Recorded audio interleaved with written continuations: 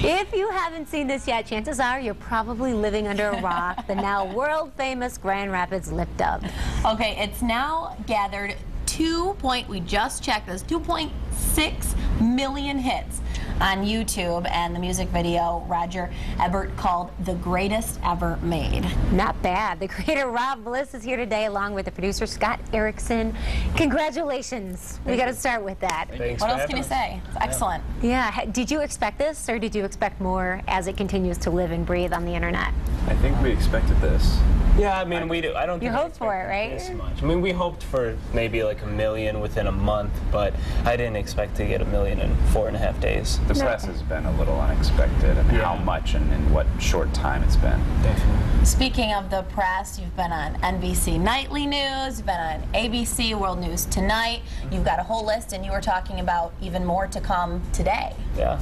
Yeah. I mean, geez, what is today? Yeah, we're doing like a interview with like Japan at like 8 o'clock with their like equivalent of a PBS for all of Japan. So I mean, it's gone very, very international, which has been really cool. I think it just has a universal story to it.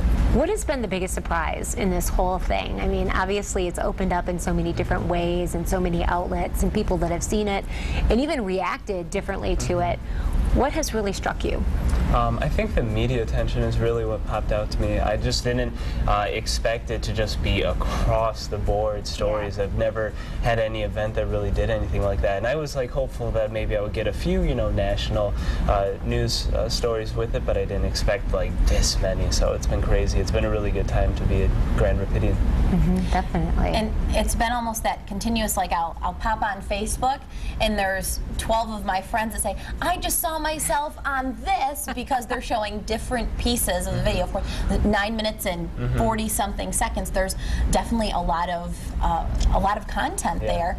How pleased were you with how things turned out on the day? Of course, the first try was the rain out, so you tried again for the second one. Yeah, well, I'd say I was pretty happy with it. I mean, that last take was near perfect. I would say there's very little I would change personally. So we got very lucky, I think, on the day of. Everything was great. The stars definitely aligned for us.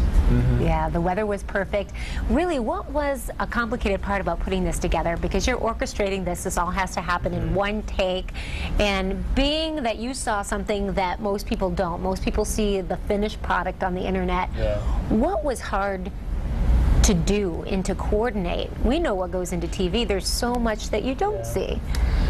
It's hard to say. I mean, what do you think was the hardest part of it all? You're like, well, here's my list. Sure. Well, as producer, I have to execute Rob's vision as the creator and director. And essentially what we did is we built a highly capable crew, and we rehearsed for months, and we blocked everything out to the smallest detail, and just executed well on the day. We had a great crew. Yeah, it was really the weather that really was the only thing holding us back. I've never been that prepared for an event. Like, it was amazing. I was just waiting for the weather to just stop.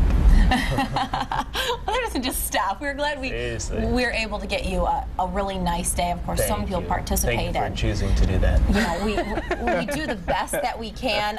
You know, Bill Steffen, of course, in your video, his favorite line is, "We just work in retail." That's great. So you have this amazing success that you've seen. You know, Laura named a few of the outlets that have covered you, but why don't you go through the list, because it's growing and growing, and some of the people who don't see every single channel might have missed some. Well, why don't you give us the highlights? Some of the first, Gawker.com and Mashable.com picked us up within the first couple days. Also, MSNBC, specifically Rachel Maddow, blogged about us. World News with ABC, CBS News. CNN, Sports Illustrated. Newsweek responded with a sort of Week.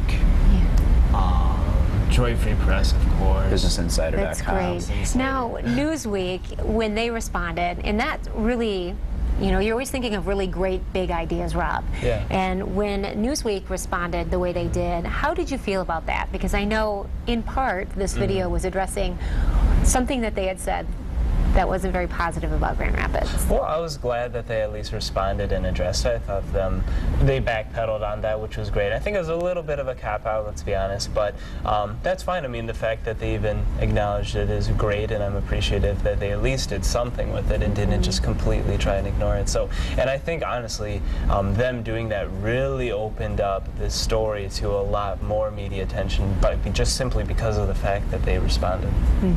And just from a curiosity perspective, from the time that the original Newsweek statement was made about Grand Rapids being a dying city, and you coming up with this idea, this was a huge undertaking. Yeah. You really flew to make this come together.